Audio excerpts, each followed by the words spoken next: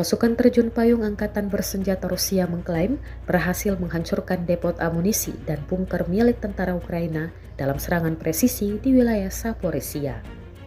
Operasi ini dilakukan menggunakan kombinasi drone FPV dan quadcopter pengangkut bom yang menjatuhkan muatan eksplosif secara akurat ke target-target penting militer Ukraina.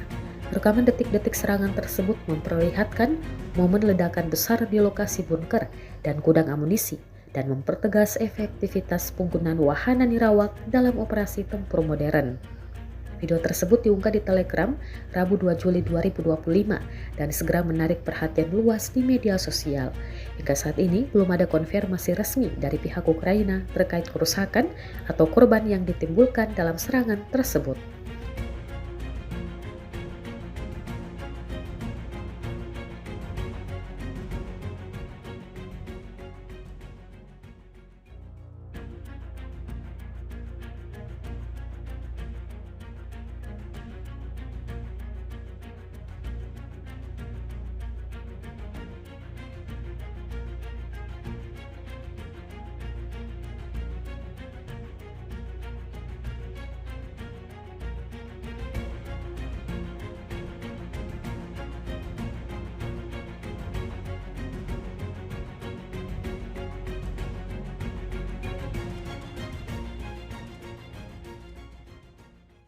Download Tribun X sekarang, menghadirkan lokal menjadi Indonesia.